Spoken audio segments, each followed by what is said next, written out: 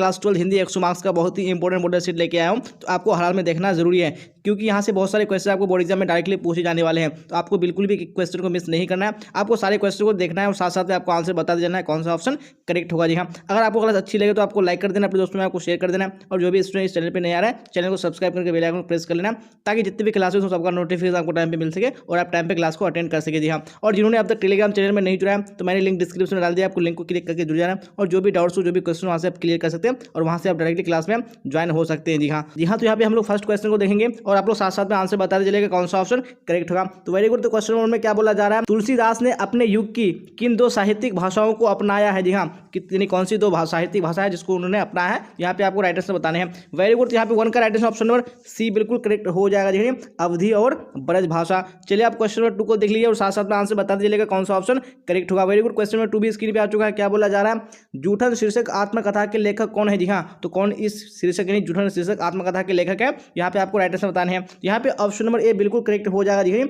ओम प्रकाश वाल्मीकि। चलिए आप question number 3 को देख लीजिए। क्या बोला जा रहा है, मलयज का मूल नाम बताए। जी हाँ, तो मलयज का मूल नाम क्या था, तो यहाँ पर आपको बताने हैं। यहाँ पे 3 में ऑप्शन नंबर बी बिल्कुल करेक्ट हो जाएगा। देखिए, भरतजी श्रीवास्तव। चलिए अब क्वेश्चन नंबर 4 को देख लीजिए। क्या बोला जा रहा है, किस पाठ में आया है, आदमी यथार्थ को जीता ही नहीं यथार्थ को रचता भी है। जी हाँ, तो ये पाठ यानी कौन से पाठ में ये उक्ति आई है, यहाँ पे राइटर से बताने हैं। तो 4 में ऑप्शन नंबर बी बिल्कुल करेक्ट हो जाएगा। जी हंसते हुए मेरा अकेलापन। जी हाँ, तो यहाँ पे बहुत सारे क्वेश्चन ऐसे भी है जिसको आपने बार बार पढ़ चुका है, फिर भी आपको क्लास को मिस नहीं करना है। जी हाँ, कि आपको बोर्ड एग्जाम में यही सब क्वेश्चन पूछा जाएगा, उससे बाहर नहीं आएगा, तो आपको बिल्कुल भी स्किप नहीं करना है, आपको साथ साथ में आंसर बताते चलना है। चलिए आप क्वेश्चन 5 को देख लीजिए। क्या बोला जा रहा है, त्रिज शीर्षक कहानी के कहानीकार का नाम होता है। जी हाँ, तो त्रिज शीर्षक कहानी के कहानीकार कौन है, तो यहाँ पे 5 पे right answer option number A correct हो जाएगा। देखिए, उदय प्रकाश। चलिए अब क्वेश्चन नंबर 6 को देख लीजिए। क्या बोला जा रहा है, किस पाठ में आया है, अगर त्रिज को देखो तो उससे कभी आंख मत मिलाओ, आंखें मिलते ही वह आदमी की गंध पहचान लेता है और फिर पीछे लग जाता है, फिर तो आदमी चाहे पूरी पृथ्वी का चक्कर लगा ले त्रिज पीछे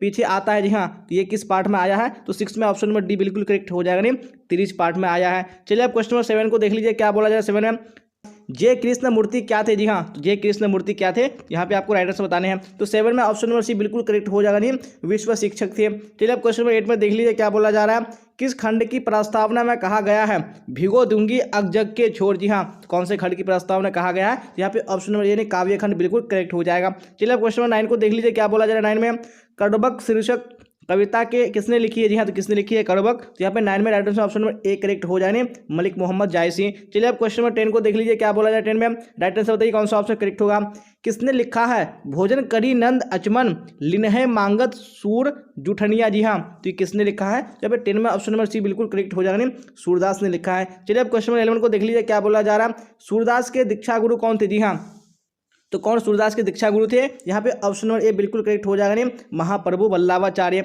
चलिए अब क्वेश्चन नंबर 12 को देख लीजिए। क्या बोला जा रहा है, नाभादास किसके शिष्य थे। जी हाँ, तो नाभादास किसके शिष्य थे, तो ऑप्शन नंबर ए यानी अग्रदास बिल्कुल करेक्ट हो जाएगा। चलिए अब क्वेश्चन नंबर 13 को देख लीजिए। क्या बोला जाए 13 में, फिर राइट आंसर बताइए कौन सा ऑप्शन करेक्ट होगा, तुलसीदास के माता पिता का क्या नाम था। जी हाँ, तो क्या उनके माता पिता का नाम था, तो 13 में ऑप्शन नंबर ए बिल्कुल करेक्ट हो जाएगा, हुलसी एवं आत्माराम दुबे। चलिए अब क्वेश्चन नंबर 14 को देख लीजिए। क्या बोला जा रहा है, नाभादास के दीक्षा गुरु कौन थे। जी हाँ, कौन नाभादास के दीक्षा गुरु थे, तो यहाँ पे right answer option number C correct हो जाएगा, स्वामी अग्रदास। चलिए अब क्वेश्चन नंबर 15 को देख लीजिए। क्या बोला जा रहा है, भूषण के पिता का क्या नाम था। जी हाँ, तो भूषण के पिता का नाम क्या था, यहाँ पे ऑप्शन नंबर डी बिल्कुल करेक्ट हो जाएगा, जी रत्नाकर त्रिपाठी। चलिए अब क्वेश्चन नंबर 16 को देख लीजिए। क्या बोला जाए 16 में, फिर राइट आंसर बताइए कौन सा ऑप्शन करेक्ट होगा, बाल कृष्ण भट्ट किस काल के रचनाकार है। जी हाँ, कौन सी काल के रचनाकार है, तो 16 में ऑप्शन नंबर डी बिल्कुल करेक्ट हो जाएंगे, आधुनिक काल के। चलिए अब क्वेश्चन नंबर 17 को देख लीजिए। क्या बोला जा रहा है, बाल कृष्ण भट्ट का निवास स्थान कहाँ था। जी हाँ, तो कहाँ बाल कृष्ण भट्ट का निवास स्थान था, यहाँ पे 17 में right answer option number D correct हो जाएगा, इलाहाबाद उत्तर प्रदेश में। चलिए अब क्वेश्चन नंबर 18 को देख लीजिए। क्या बोला जा रहा है, उसने कहा था किस वर्ष की रचना है। जी हाँ, कौन से वर्ष की रचना है उसने कहा था, तो 18 में ऑप्शन नंबर ए बिल्कुल करेक्ट हो जाएगा, 1915 की। चलिए अब क्वेश्चन नंबर 19 को देख लीजिए। क्या बोला जाए 19 में, फिर राइट आंसर बताइए कौन सा ऑप्शन करेक्ट होगा। जी हाँ, तो क्वेश्चन स्क्रीन पे आ चुका है। क्या बोला जा रहा है, चंद्र शर्मा गुलेरी का जन्म कहाँ हुआ था। जी हाँ, तो कहाँ पे हुआ था चंद्र शर्मा गुलेरी का जन्म, यहाँ पे राइट आंसर करेक्ट हो जाएगा, option number C Jaipur Rajasthan में। चलिए अब क्वेश्चन 20 को देख लीजिए। जयप्रकाश नारायण के बचपन का नाम क्या था। जी हाँ, तो उनके बचपन का नाम क्या था, तो 20 में ऑप्शन नंबर डी बिल्कुल करेक्ट हो जाएगा, बाउल था। चलिए अब क्वेश्चन 21 को देख लीजिए। क्या बोला जा रहा है, संपूर्ण क्रांति वाला पाठ भाषण के रूप में गांधी मैदान में जेपी ने कब दिया था। जी हाँ, तो कब दिया था उन्होंने, तो 21 में ऑप्शन नंबर ए बिल्कुल करेक्ट हो जाएगा, 5 जून 1974 ईस्वी को दिया था। चलिए अब क्वेश्चन 22 को देख लेंगे, क्या बोला जा रहा है। दिनकर जी की पत्नी का क्या नाम था। जी हाँ, तो उनकी पत्नी का नाम क्या था। तो 22 में ऑप्शन नंबर ए बिल्कुल करेक्ट हो जाएगा, श्यामावती देवी। चलिए अब क्वेश्चन 23 देख लीजिए, क्या बोला जा रहा है। रामधारी सिंह दिनकर का जन्म कहाँ हुआ था। जी हाँ, तो कहाँ पे हुआ था। तो यहाँ पे 23 में ऑप्शन नंबर डी बिल्कुल करेक्ट हो जाएगा, नहीं सिमरिया बेगूसराय बिहार में। चलिए अब क्वेश्चन 24 को देख लीजिए, क्या बोला जा रहा है। रोज कहानी की नायिका कौन है। जी हाँ, तो रोज कहानी की नायिका कौन है। तो ऑप्शन नंबर ए यानी मालती बिल्कुल करेक्ट हो जाएगा। चलिए अब क्वेश्चन 25 को देख लीजिए, क्या बोला जाए 25, फिर राइटर से बताइए कौन सा ऑप्शन करेक्ट होगा। रोज शीर्षक कहानी का पूर्व नाम क्या था। जी हाँ, तो इसका जो पहले का नाम था वो क्या था। तो ऑप्शन नंबर डी बिल्कुल करेक्ट हो जाएगा, नहीं गैंग्रीन। चलिए अब क्वेश्चन 26 देख लीजिए, भगत सिंह का पैतृक गांव कहाँ था। जी हाँ, तो उनका पैतृक गांव कहाँ था। तो 26 में ऑप्शन नंबर ए बिल्कुल करेक्ट हो जाएगा, नहीं खटकर कला पंजाब। चलिए अब क्वेश्चन 27 को देख लीजिए, क्या बोला जा रहा है। सिपाही की माँ एकांकी की कथा वस्तु है। जी हाँ, तो उसकी कथा वस्तु क्या है। यहाँ पे ऑप्शन नंबर ए बिल्कुल करेक्ट हो जाएगा, नहीं निम्न मध्यम वर्ग की। चलिए अब क्वेश्चन 28 देख लेंगे, क्या बोला है 28 में, और राइटर से बताइए कौन सा ऑप्शन करेक्ट होगा। जगदीश चंद्र माथुर का जन्म कहाँ हुआ था। जी हाँ, तो जगदीश चंद्र माथुर का जन्म कहाँ हुआ था। तो 28 में right answer option number D correct हो जाएगा, नहीं शाहजहांपुर उत्तर प्रदेश में हुआ था। चलिए अब क्वेश्चन 29 को देख लीजिए, क्या बोला जा रहा है।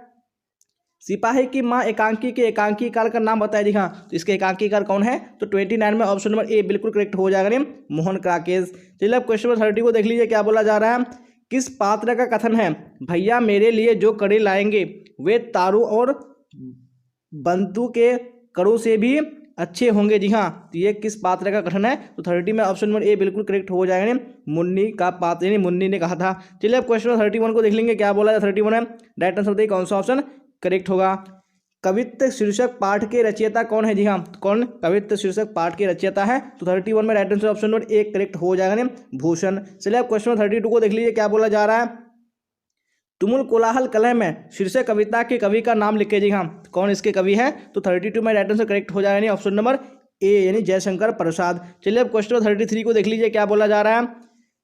तुमुल कोलाहल कलह में शीर्षक कविता किस पुस्तक से ली गई है। जी हाँ, तो कौन सी पुस्तक से ली गई है। 33 में ऑप्शन नंबर ए बिल्कुल करेक्ट हो जाएगा, नहीं कामायनी से ली गई है। चलिए अब देख लेंगे नेक्स्ट क्वेश्चन, क्वेश्चन 34, क्या बोला जाए 34 में राइट आंसर बताइए कौन सा ऑप्शन करेक्ट होगा। कवियत्री सुभद्रा कुमारी चौहान का जन्म कहाँ हुआ था। जी हाँ, जिनका जन्म कहाँ हुआ था। तो 34 में right answer option number A correct हो जाएगा, नहीं निहालपुर इलाहाबाद उत्तर प्रदेश में। चलिए क्वेश्चन 35 को देख लीजिए, क्या बोला जा रहा है। कवियों का कवि किस कवि को कहा जाता है। जी हाँ, तो कौन से कवि को कवियों का कवि कहा जाता है। तो ऑप्शन नंबर ए यानी शमशेर बहादुर सिंह बिल्कुल करेक्ट हो जाएगा। चलिए अब क्वेश्चन 36 को देख लीजिए, क्या बोला जा रहा है। फिर राइट आंसर बताइए कौन सा ऑप्शन 36 में करेक्ट होगा। जी हाँ, तो क्वेश्चन स्क्रीन पे आ चुका है, क्या बोला जा रहा है। कवि गजानन माधव मुक्तिबोध का जन्म कहाँ हुआ था। जी हाँ, तो इनका जन्म कहाँ हुआ था। तो यहाँ पे 36 में right answer option number D बिल्कुल करेक्ट हो जाएगा, नहीं श्योपुर ग्वालियर मध्य प्रदेश में। चलिए अब 37 को देख लीजिए, क्या बोला जा रहा है। किस कविता संग्रह पर रघुवीर सहाय को साहित्य अकादमी पुरस्कार मिला था। जी हाँ, तो कौन सा कविता संग्रह था। तो 37 में ऑप्शन नंबर सी बिल्कुल करेक्ट हो जाएगा, नहीं लोग भूल गए हैं। चलिए 38 को देख लीजिए, क्या बोला 38 में। फिर राइट आंसर बताइए। प्यारे नन्हे बेटे को शीर्षक कविता के कवि का नाम बताइए। जी हाँ, तो इस कविता के कवि कौन है। तो 38 में right answer option number A बिल्कुल करेक्ट हो जाएगा, नहीं विनोद कुमार शुक्ल। चलिए अब देख लेंगे नेक्स्ट क्वेश्चन, क्वेश्चन नंबर 39, क्या बोला जाए 39 में।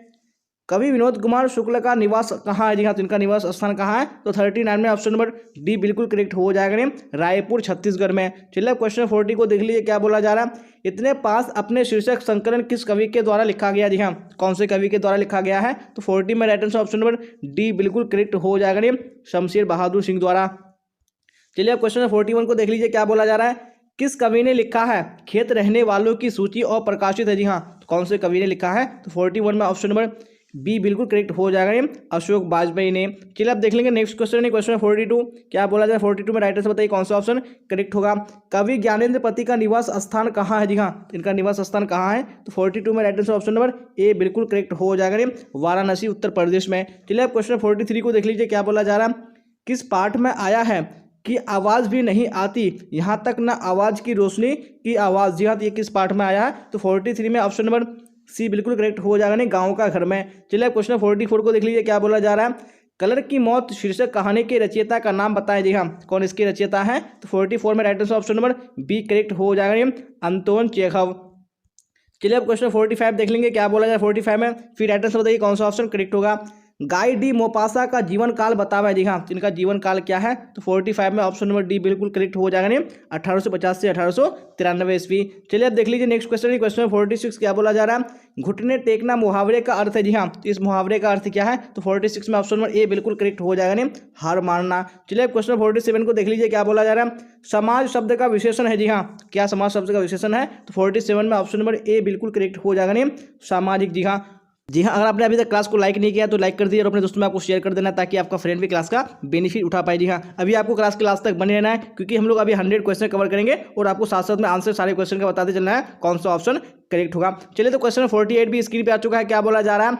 आसमान टूटना मुहावरे का अर्थ है। जी हाँ, इस मुहावरे का अर्थ क्या है आसमान टूटना का? तो 48 में ऑप्शन नंबर बी बिल्कुल करेक्ट हो जाएगा। नहीं अचानक मुसीबत आना। चलिए क्वेश्चन 49 को देख लीजिए क्या बोला जा रहा है?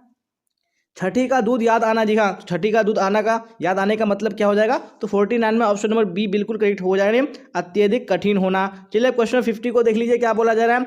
कलाई खुलना का अर्थ है। जी हाँ, तो कलाई खुलना का अर्थ क्या है? तो ऑप्शन नंबर बी यानी भेद प्रकट होना बिल्कुल करेक्ट हो जाएगा। चलिए अब क्वेश्चन 51 को देख लीजिए क्या बोला जाए? 51 में राइट आंसर बताइए कौन सा ऑप्शन करेक्ट होगा? हाथी का पर्यायवाची है। जी हाँ, तो हाथी का पर्यायवाची क्या है? तो 51 में ऑप्शन नंबर डी बिल्कुल करेक्ट हो जाएगा। उपयुक्त सभी ये सारे क्या है? हाथी के पर्यायवाची हैं। चलिए क्वेश्चन 52 को देख लीजिए क्या बोला जा रहा है? छात्रों के रहने का स्थान कहलाता है। जी हाँ, तो छात्रों का रहने का स्थान क्या कहलाता है? तो ऑप्शन नंबर ए छात्रावास बिल्कुल करेक्ट हो जाएगा। चलिए क्वेश्चन 53 को देख लीजिए क्या बोला जा रहा है? 53 में आंखों के सामने के लिए एक शब्द है। जी हाँ, आंखों के सामने के लिए एक शब्द क्या हो जाएगा? यहाँ पे ऑप्शन नंबर बी यानी प्रत्यक्ष बिल्कुल करेक्ट हो जाएगा। चलिए क्वेश्चन 54 को देख लीजिए क्या बोला जा रहा है? स्वीकार करने योग्य। जी हाँ, स्वीकार करने योग्य के लिए एक शब्द क्या होगा? यहाँ पे ऑप्शन नंबर बी बिल्कुल करेक्ट हो जाएगा। नहीं वरीयनीय। चलिए क्वेश्चन 55 को देख लीजिए क्या बोला जा रहा है? जानने की इच्छा रखने वाला को कहते हैं। जी हाँ, तो जानने की इच्छा रखने वाले को क्या कहते हैं? तो ऑप्शन नंबर बी यानी जिज्ञासु बिल्कुल करेक्ट हो जाएगा। चलिए अब देख लेंगे नेक्स्ट क्वेश्चन। क्वेश्चन 56 क्या बोला जाए? 56 में राइट आंसर बताइए कौन सा ऑप्शन करेक्ट होगा? जिसके दर्शन प्रिय माने जाए। जी हाँ, जिसके दर्शन प्रिय माने जाए उसको क्या बोलेंगे? तो ऑप्शन नंबर ए बिल्कुल करेक्ट हो जाएगा। नहीं प्रिय दर्शन। चलिए अब क्वेश्चन 57 को देख लीजिए क्या बोला जा रहा है?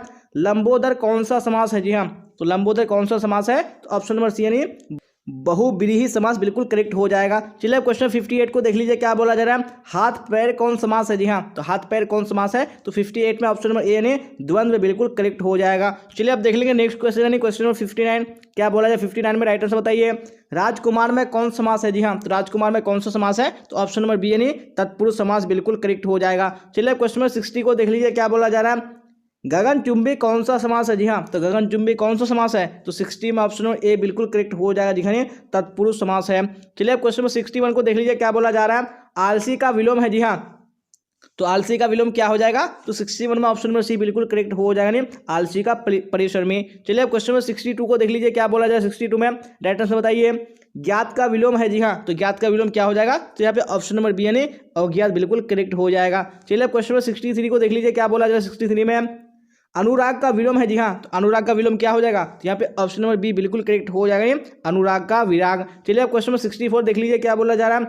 करुण का विलोम होता है। जी हाँ, तो करुण का विलोम क्या हो जाता है? यहाँ पे ऑप्शन नंबर बी यानी निष्ठुर बिल्कुल करेक्ट हो जाएगा। चलिए क्वेश्चन नंबर 65 देख लेंगे क्या बोल रहा है 65 में, और आप लोग राइट आंसर देखिए कौन सा ऑप्शन करेक्ट होगा। जी हाँ, क्वेश्चन आ चुका है स्क्रीन पे। प्राचीन का विलोम है। जी हाँ, तो प्राचीन का विलोम क्या होता है? तो ऑप्शन नंबर बी यानी अर्वाचीन बिल्कुल करेक्ट हो जाएगा। चलिए अब क्वेश्चन नंबर 66 देख लीजिए। गणतंत्र का विलोम है। जी हाँ, तो गणतंत्र का विलोम क्या हो जाएगा? यहाँ पे ऑप्शन नंबर ए यानी राजतंत्र बिल्कुल करेक्ट हो जाएगा। चलिए क्वेश्चन नंबर 67 को देख लीजिए क्या बोला जा रहा है? पृथ्वी का पर्यायवाची शब्द है। तो पृथ्वी का पर्यायवाची शब्द क्या हो जाएगा? तो ऑप्शन नंबर ए यानी भूमि बिल्कुल करेक्ट हो जाएगा। चलिए अब क्वेश्चन नंबर 68 देख लीजिए क्या बोला जाए? 68 में राइट आंसर बताइए कौन सा ऑप्शन करेक्ट होगा? आकाश का पर्यायवाची है। जी हाँ, तो आकाश का क्या पर्यायवाची है? तो यहाँ पे ऑप्शन नंबर डी यानी उपयुक्त सभी बिल्कुल करेक्ट हो जाएगा। चलिए अब क्वेश्चन नंबर 69 देख लीजिए क्या बोला जा रहा है? कौन जल का पर्यायवाची है? जी हाँ, तो कौन जल का पर्यायवाची है? तो 69 में ऑप्शन नंबर डी बिल्कुल करेक्ट हो जाएगा, उपयुक्त सभी। चलिए अब क्वेश्चन नंबर 70 को देख लीजिए क्या बोला जा रहा है? रक्षाबंधन कौन संज्ञा है? जी हाँ, तो रक्षाबंधन कौन सा संज्ञा है? तो 70 में ऑप्शन नंबर ए यानी व्यक्तिवाचक संज्ञा बिल्कुल करेक्ट हो जाएगा। चलिए अब क्वेश्चन नंबर 71 देख लेंगे क्या बोला जाए? 17 में राइट आंसर बताइए कौन सा ऑप्शन करेक्ट होगा? त्रिभुवन शब्द कौन समास है? जी हाँ, त्रिभुवन शब्द कौन समास है? तो ऑप्शन नंबर बी यानी द्विगु समास बिल्कुल करेक्ट हो जाएगा। चलिए क्वेश्चन नंबर 72 को देख लीजिए।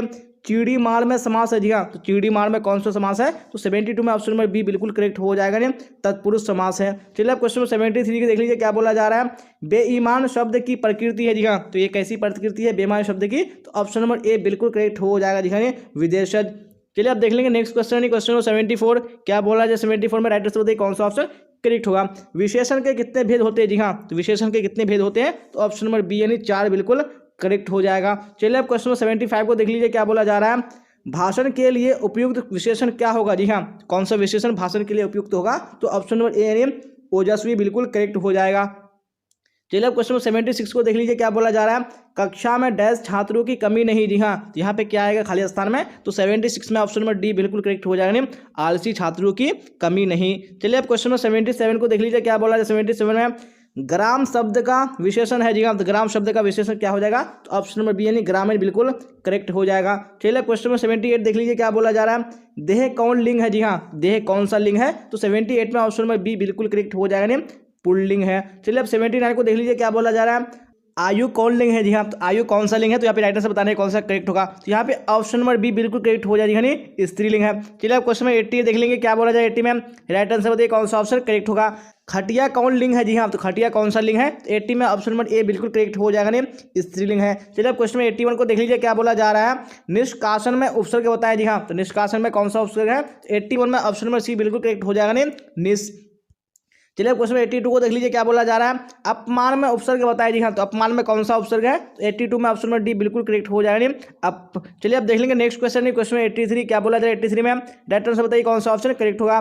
अभियोजन शब्द में कौन उपसर्ग है जी हाँ, कौन सा उपसर्ग है अभियोजन शब्द में, तो 83 में राइट आंसर करेक्ट हो जाएगी ऑप्शन नंबर बी यानी अभी। चलिए अब क्वेश्चन 84 को देख लीजिए क्या बोला जा रहा है।